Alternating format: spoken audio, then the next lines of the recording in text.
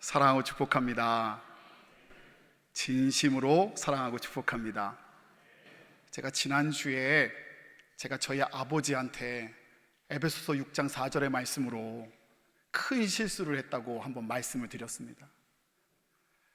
그 후폭풍이 만만치가 않았어요. 만나는 분마다 목사님 그렇게 안 봤는데, 목사님 사랑 많으신 줄 알았는데, 옛날 얘기니까 옛날 얘기요. 이왕 이렇게 된 것, 어머니한테도 잘못한 걸 오늘 좀 고백하려고 해요. 초등학교 4학년 때 일이었어요. 뭘 때문에 잘못했는지 모르겠습니다. 근데 그날 어머니가 제게 매를 들었습니다. 뭐 지금이야 매 때리면 큰일 나지 않습니까? 근데 그때는 매를 권장하던 시대였던 것 같아요. 왜 그러냐면 선생님한테 우리 애 좀 때려주세요, 우리 애 좀 때려주세요, 그런 시대였잖아요. 뭐 잘못했는지 모르겠는데 엄마한테 맞았어요. 근데요, 죄송해요, 제가 엄마 매를, 몽둥이를 붙잡았어요. 그런 순간이 온다니까요. 엄마보다 애가 더 커지고 엄마보다 애 운동신경이 더 좋아져서 매를 맞는데 너무 아프면 그 매를 잡겠더라고요. 그래서 제가 그 몽둥이를 어느 순간 잡았어요. 근데 잡는 순간 실수인 거를 확실히 깨달았어요. 그 분위기 어떻게 할 거예요? 그래서 제가 어떻게 했냐? 순간 기지를 발휘했어요. 우선은 분위기가 싸하니까 눈을 감았죠. 그리고서 이렇게 했어요. 하나님, 우리 어머니의 마음을 주님께서 움직여 주셔서 용서케 하여 주시옵소서. 예수님의 이름으로 기도합니다. 아멘 하고서 이렇게 떴어요. 이렇게. 이제 어머니가 때려야 합니까? 말아야 합니까? 기도의 응답이라면 때리지 마셔야 해요. 근데 우리 어머니가 진짜 천재세요. 우리 어머니가 5초 동안 하늘을 이렇게 보시더니 네 주님, 주의 뜻대로 하옵소서 하고 때렸어요. 근데 문제는 그때부터였어요. 더 이상 제게 초달하지 아니하셨어요. 순간을 아신 거예요. 그때가 언제냐? 더 이상 매로 다스릴 수 없는 순간인 걸 깨달으셨어요. 이제 어떻게 해야 하죠? 왜 그런 순간이 있잖아요. 요괴뱃도 자기 마음으로 품고 키우다가 자기 뜻대로 키울 수 없는 순간, 자기의 능력으로 키울 수 없어 갈대 상자를 만들어서 나일강으로 떠내버려야 되는 순간들이 우리들에게도 있잖아요. 사업도, 자녀도, 우리의 가정도, 교회도요, 그런 순간이 우리들에게 꼭 찾아오잖아요. 근데 그때 어떻게 하는 게 중요한 거 아니에요? 그 다음부터요. 그때부터 저희 어머니가 제가 잘못할 때마다, 저희 누이들이 잘못할 때마다 골방으로 들어가셨어요. 당시 저보다 더 나이가 어리셨을 것 같은데, 신앙생활도 그렇게 오래 하지 않은 그 순간이었는데 어머니가 선택한 건 골방에서 기도하시는 거였어요. 찬양 레퍼토리가 부족하셨던 것 같아요. 저는 그게 복음성가인 줄 알았는데 어머니 이렇게 찬양하셨어요. 사랑이 무엇냐고 물으신다면 눈물의 씨앗이라고 말하겠어요를 불렀어요. 저는 어머니 마음이 그 마음이라고 생각해요. 사랑하는 여러분, 기도로 키워야 하는 순간, 기도해야 할 순간이 지금 우리들에게 찾아왔습니다. 사랑하는 저와 여러분, 그 기도가 주님 주신 능력이라는 고백이 넘쳐나시기를 원합니다. 오늘 저는 그런 의미에서 출애굽기 17장의 말씀으로 가정의 능력들, 교회의 능력들, 우리 심령의 능력들, 기도에 대해서 잠깐 살펴보려고 합니다. 오늘 본문 말씀 출애굽기 17장은요 200만이 넘는 이스라엘 백성의 목마름을 단번에 해결하시는 하나님의 은혜로 시작합니다. 그들은 마실 물이 없었고요, 그래서 그들에게 목마름, 낭망, 원망, 다툼만 있었습니다. 그러나 그들에게 주님이 풍성한 물을 허락하실 때요, 그 모든 어려움들은 해갈, 풍요, 기쁨, 감사, 찬양으로 주께서 바꿔주셨어요. 이런 은혜가 여러분 가운데 넘쳐나시기를 원합니다.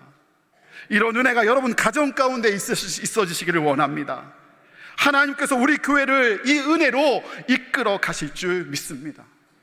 그런데요, 르비딤에서 중요한 한 사건이 또 하나 있었어요. 8절 말씀이에요. 우리 8절 말씀은 함께 읽겠습니다. 시작. 그때에 아말렉이 와서 이스라엘과 르비딤에서 싸우니라. 아멘. 그때에, 여기서 그때란 반석에서 물이 솟아나서 이스라엘 백성과 가축들이 충분히 먹고 마신 은혜의 그때예요. 르비딤에는 원래 큰 오아시스가 있어서 사람들이 북적댔습니다. 그런데 극심한 가뭄이 있어서 인적이 끊겨버렸어요. 그런데 반석같이 기적같이 물이 솟아나와 200만 이스라엘 백성이 물을 마시고 모든 사람들이 해갈했다라는 그 은혜의 소식이 온 천지에 퍼져간 거예요. 그러자 사막에 목많은 사람들이 찾아왔어요. 우리 교회의 은혜가 그런 은혜가 있기를 원해요.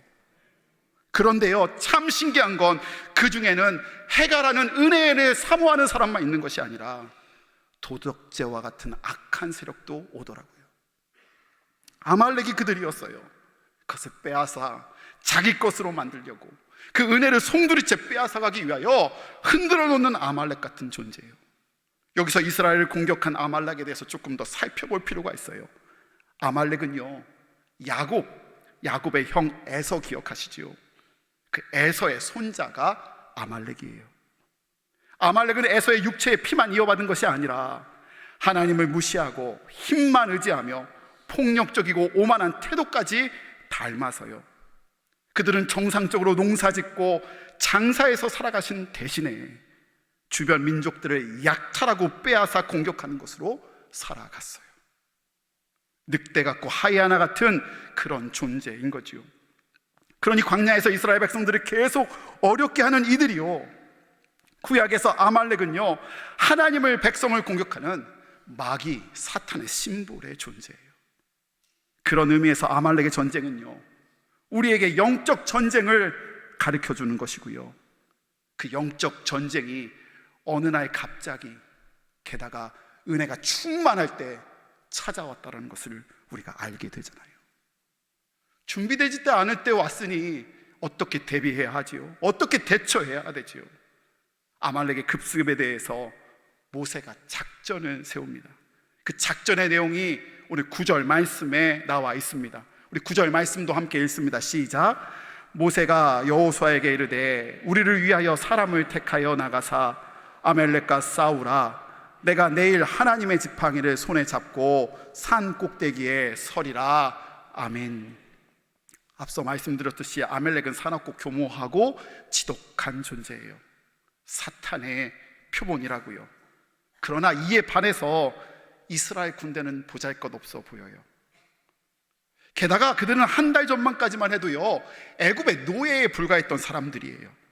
게다가 지금 지휘관으로 임명된 여호수아, 그 사람은 우리가 잘 알고 능력 있는 사람인 건 알지만 사실 이 장면이 여호수아가 처음으로 등장한 장면이니 말 그대로 우리 전문 용어로 초짜예요, 초짜. 지금 딱 그 순간 준비되지 않을 때 영적 전쟁이 일어나고요, 기습했다니 피할 수 있는 상황도 아닌 거예요. 만약 피한다면 어떻게 되는 거지요? 르비딤의 축복, 우리에게 어렵게 다가온 그 가물을 해갈한 그 큰 은혜를 송두리째 빼앗을 수밖에 없는 절대절명의 순간이잖아요. 여러분 어떻게 해야 하지요? 상황을 보면 염려뿐이지요. 하지만 염려하지 마세요. 모세에게는, 이스라엘 민족에게는 강력한 무기가 있었어요. 그는 여호수아를 전선에 내보내면서 자신은 영적 전쟁으로 나가겠다고, 영적 전선으로 나가겠다고 이야기해요. 모세가 가진 가장 강력한 무기가 무엇이냐? 바로 기도였어요. 오늘 본문 말씀을 통해서 기도가 어떤 상황이었는지, 기도에 어떤 능력이 있는지 좀 자세히 살펴보려고 해요. 첫 번째요, 9절 말씀 후반부를 다시 자세히 좀 보려고 해요. 뭐라고 기도할 때 어떤 일이 벌어졌냐? 제가 읽어드릴게요. 내가 하나님의 지팡이를 손에 잡고 산 꼭대기에 서리라. 아멘. 여러분, 질문이요. 저 지팡이 하나님 거 맞아요? 목사님 또 그것도 따져요. 누구 거지요? 모세의 지팡이 아니에요? 모세 자기 자신의 지팡이를 들고 서는데 그 지팡이에 대해서 하나님의 지팡이라고 말하고 있어요. 왜 모세는 자신의 지팡이를 하나님의 지팡이라고 말하고 있을까요? 모세는 지금까지 경험했어요. 무엇을 경험했냐? 기도할 때 모세의 지팡이가 하나님의 지팡이가 되는 것을 경험했어요. 기도할 때요, 연약한 것을 하나님이 들어쓰셔서 하나님의 위대한 도구로 사용하시는 것을 경험했어요. 자기가 손에 들고 있는 것은 모세의 지팡이, 알랑한 지팡이였지만 그가 기도하며 나아갈 때 그것을 통해서 홍해를 갈랐고요, 그것을 통해서 이스라엘이 이집트를 멸망시켰고요, 거기에서 기적을 일으키는 도구로 사용하셨다는 걸 알게 됐어요. 전문 용어로 뭐라고 이야기하냐면, 기도할 때요, 하나님의 능력이 모세에게 다운로딩 됐어요. 다운로딩. 사랑하는 여러분, 여러분이 기도할 때 여러분께 하나님의 능력이 다운로딩 될 줄 믿습니다. 그게 첫 번째 은혜요, 중보 기도가 하나님과 연결되어 있음을 보여주고 있는 거예요. 두 번째, 무엇을 보게 되냐? 10절 말씀에 보면요, 10절 말씀에 모세가 기도하러 올라갈 때 그를 수행한 사람들이 등장해요.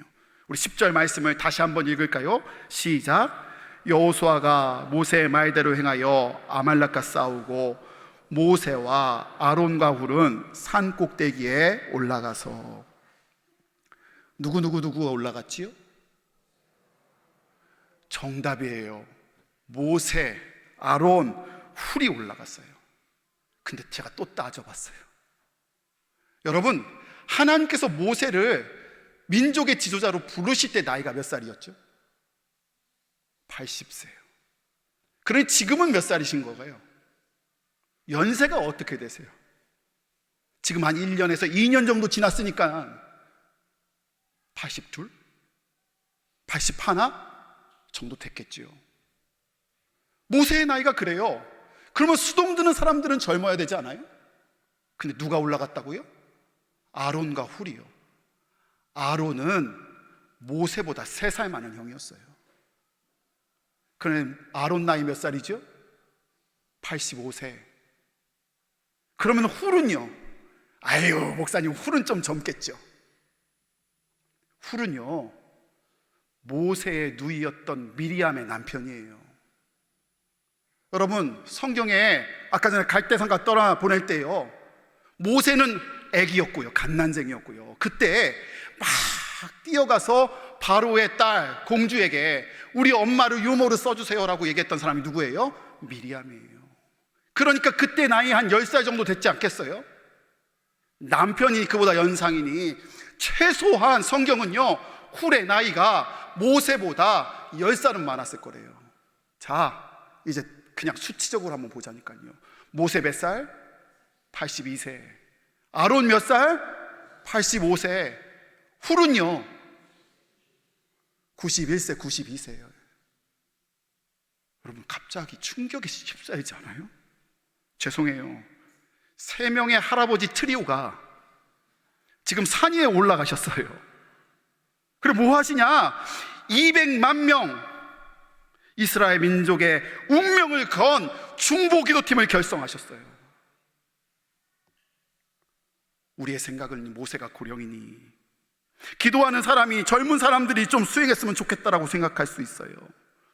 근데 하나님이 헛거 있으신가요? 하나님이 이들을 선택하시고 이들의 기도를 바라보신다고 하시는 거예요. 하나님께서 이를 통해서 우리에게, 이들에게 보여주고 싶으신 게 있으세요. 무슨 말씀이냐? 기도의 용사들은 육체적으로 연약할지어도 기도는 여전히 강하다는 걸 보여주신 거예요. 여러분, 잘 보세요. 제가 적용합니다. 어머니들, 아버지들 계시죠? 오늘 집에 가셔서 생색내세요.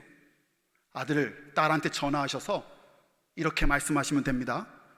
니들 내 기도로 산다. 이렇게 얘기하면 돼요. 따라해 볼까요? 니들 내 기도로 산다. 그렇게 말씀하시면 됩니다. 그리고 아들, 딸, 엄마가 뭘요? 이러지 말고, 아빠가 뭘요? 이러지 말고 오늘 전화하셔서 이렇게 얘기하시면 돼요. 엄마, 아버지 기도로 제가 삽니다. 이렇게 얘기해요. 이야기예요. 오늘 우리 육신이 노쇠하여도요, 힘이 없어도요, 기도의 능력은 여전히 강력한 줄 믿습니다. 이 얘기 들어주시는 거예요. 세 번째로 11절을 보면요, 이렇게 쓰여져 있어요. 모세가 손을 들면 이스라엘이 이기고 손을 내밀면 아말렉이 이기더니, 이렇게 쓰여져 있어요. 이 얘기가 무슨 얘기죠? 우리가 흔히들 이렇게 적용했었어요. 이렇게 해석했어요. 전쟁은 전쟁터에만 있는 것이 아니라 기도하는 자리에서 전쟁의 승패가 결정된다고 늘 적용했어요. 저도 그렇게 했어요. 맞아요. 바른 적용이에요. 그 은혜가 있어요. 그런데요, 또 한편으로 이렇게도 적용할 수 있지 않아요? 모세가 손을 들면 이스라엘이 이기고 손을 내리면 아말렉이 이긴다는 것이 무슨 뜻이냐? 영적 전투가 만만치 않다는 이야기예요. 맞아요? 기도 단박에 되지 않는다는 이야기예요. 하나님의 사람이 기도하면 영적 전쟁에 이기지만 하나님의 사람의 기도가 멈추면 마귀가 이긴다는 거예요. 기도 단판으로 끝나는 게 아니고요, 기도를 이어갈 때, 중보기도를 이어갈 때 승리할 수 있음을 말해주고 있는 거예요. 사랑하는 성도 여러분, 기도의 손이 계속 들려 있어야 합니다. 기도가 멈춰지지 말아야 합니다. 빈틈을 보여주면 안 됩니다. 사랑하는 제주의 성도 여러분, 그런데 지금 여러분의 손은 어디 있습니까? 가정의 영적 제사장, 가장, 아버지일 수도 있고 어머니일 수도 있죠. 그 손이 지금 어디 있지요? 교회 담임 목사의 손은 어디 있고요? 함께 기도하려고 세워놓은 장로의 손은 어디 있나요? 권사님, 집사님, 속장님의 손은 지금 어디 있나요? 바쁘다고 힘들다고 손을 내려버리면 그대로 밀린다는 거예요. 지난 부활절 지나고서요, 제가 서울에 진짜 오랜만에 갔다 왔어요. 왜 갔다 왔냐? 아버지한테 평생에 찍힐까 봐 한번 갔다 왔어요. 저희 장인어른 은퇴식이 있었어요. 근데 제게 그 은퇴식 자체도 너무너무 은혜가 됐는데 제 마음 가운데 심겨진 말씀이 하나 있었어요.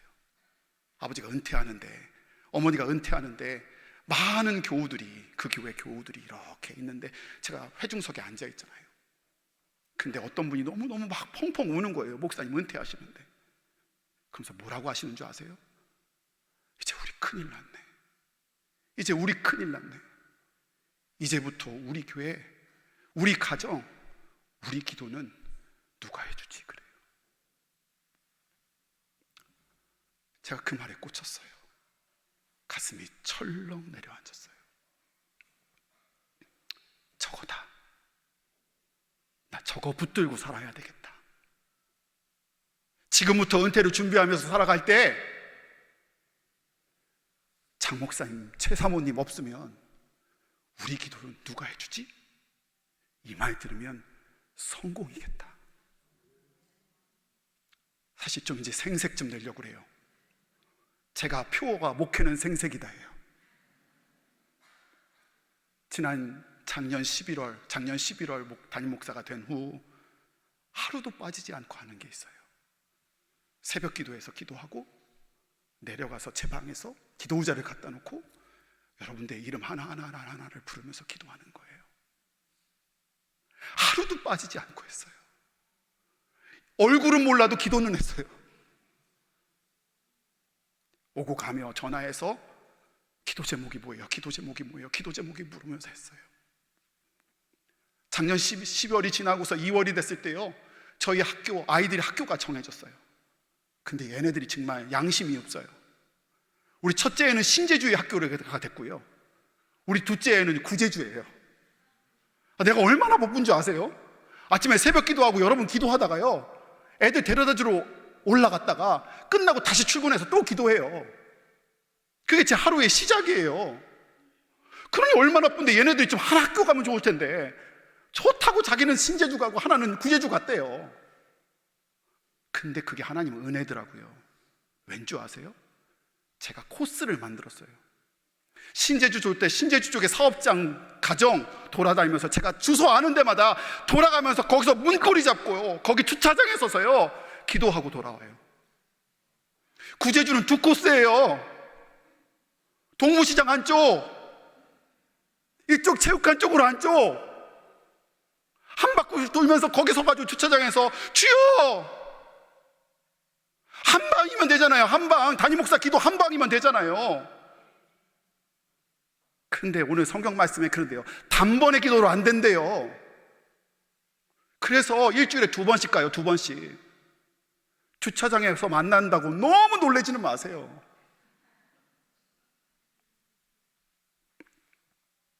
제가 그때 알았어요. 2 종류의 사람이 있구나. 모세와 훌과 아론이 있는 교인이 있고, 한 교인은 모세와 훌과 아론이 없는 교인이 있겠구나. 다음 세대도 2 종류가 있겠구나. 모세와 훌과 아론이 있는, 기도 받는 다음 세대가 있고, 기도 받지 못하는 다음 세대가 있겠구나. 가정에도 2 종류의 사람들이 있겠구나. 모세와 훌과 아론의 기도를 받는 사람이 있고, 모세와 훌과 아론의 기도가 없는 가족이 있겠구나. 사랑하는 여러분, 저는 하나님이 저를 그 일로 인하여 세우셨다고 믿어요. 저는 우리 교회 장로님들이 저와 그 일 같이 하라고 세우신 줄 믿어요. 우리 교회 권사님들과 속장님들이 그 일 같이 하라고 세우신 줄 믿어요. 우리 할 일이 너무너무 많아요. 너무너무 아직 할 일이 많아요. 예배도 새롭게 되어야 되고요, 그리고 다음 세대도 세워가야 하고요. 정말 지금 유치부, 아동부 아이들 자리가 부족하대요.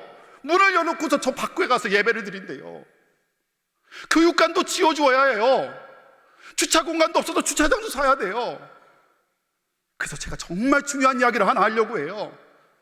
중보기도 할 거예요. 중보기도 먼저 할 거예요. 모세와 훌과 아론을 세워놓고 그리고서 할 거예요. 남은 5월, 6월 준비해서 후반기부터 중보기도 사역팀 만들 거예요.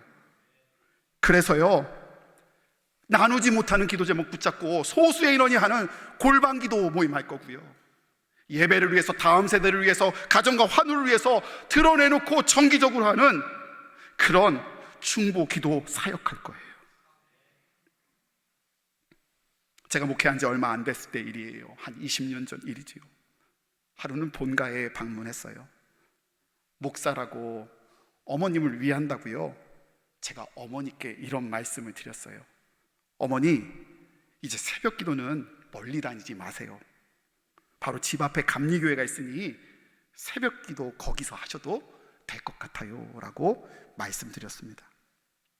제가 어머니께 그렇게 말씀드린 이유는, 나름대로 천식을 평생의 지병으로 앓고 계신 어머니가 매일 새벽 찬바람을 맞으며 4km 거리에 있는 교회를 걸어, 정확히 말하면 걷는 거 아니지요, 가다 멈추다, 가다 멈추다, 그렇게 기도하시는 것이 염려되고 걱정되어 드린 말씀이었어요. 제가 바랬던 반응은요, 어머니가 고맙다, 알았다 할 줄 알았어요. 근데 그때 어머니가 저에게 뭐라고 말씀하셨냐면, 한참을 제 얼굴을 어이없이 쳐다본다, 참 철없다라는 표정으로 쳐다보시다가 조심스럽게 입을 열어 제게 이렇게 말씀하셨어요. 장 목사는 하나는 알고 둘은 모르네. 나는 장 목사와 장 목사님의 교회, 장 목사의 목회를 위하여 영적 전투의 기도가 필요하다고 믿어. 그리고 엄마로서 그 모든 것을 위해 기도해 주고 싶어. 그런데 엄마가 아무리 생각해봐도 이 어미 혼자의 기도로 너무 부족해. 요즘 제게 드는 생각이에요. 제 혼자만의 기도로 너무 부족해요. 그래서 중보기도 해야 되겠어요. 어머니의 말씀은 제가 섬기는 교회를, 제 목회를 위해서 기도하면서 장로님들과 권사님들과 집사님들과 속장님들께 부탁드렸는데, 기도 부탁을 드렸는데, 목사님과 전사님께 기도 부탁했는데 정작 당신이 기도하지 않으며 기도 자리를 지키지 않으며 기도 부탁할 수 없다라는 말씀이셨어요. 한 대 크게 얻어맞은 것 같았어요. 사랑하는 여러분, 우리 기도할 때예요. 합심해서 기도할 때예요. 사랑하는 성도 여러분, 우리에게 간증이 있습니다. 10년 전 우리가 합심해서 기도할 때요, 하나님은 이 귀한 땅을 허락하셨어요. 10년 전에 우리가 합심해서 기도할 때, 중보 기도할 때요, 이 아름다운 성전을 안전하고 은혜롭게 건축하게 하셨어요. 멀리서 찾을 것도 없어요. 작년 우리는 합심해서 기도했어요. 155일간 하나님 앞에 교회를 맡겨드리며, 내 기도 하나만으로 부족해, 이 어미 기도만으로 부족해, 한 사람의 기도로 부족해 라는 마음으로 하나님께 맡겨드리며 중보 기도했어요. 그때 하나님은요, 우리 교회 안에 하나님이 기뻐하시는 은퇴와 정빈, 그리고 새로운 목사로 기도하는 사람을 세워주셨어요. 여러분, 믿어주시길 원합니다. 믿길 원해요. 하나님께서는요, 모세 기도하는 손에 주목하셨어요. 오늘도 하나님은 의인의 기도에 역사하시는 하나님이시고요, 두세 사람이 합심하여 예수님의 이름으로 모인 곳에 함께 하시는 주님이세요. 그런 의미로 말씀드립니다. 아버지, 어머니 감사합니다. 아브라함 선교회, 한나 선교회, 바울 선교회, 사라 선교회 감사합니다. 저도 적용하려고요. 아버지 어머니 기도가 있었기에, 어르신들의 기도가 있었기에 하나님 역사하셨습니다. 그런데 또 간청드릴 게 있어요. 계속 기도를 부탁드립니다. 죄송하지만 우리가 아직 못 썼어요. 아프지도 마세요. 돌아갈 생각도 하지 마세요. 아직 기도가 필요할 때입니다. 기도할 때 하나님은 우리 모두의 기도에 주목하시고 역사하실 줄 믿습니다. 어머니를 생각할 때마다 불러지는 찬양이 있어요. 어머니가 어린 시절 극동방송에 울려 퍼질 때마다 즐겨 따라 부르시던 찬양이에요. 그 찬양은 누군가 너를 위해 기도하네요.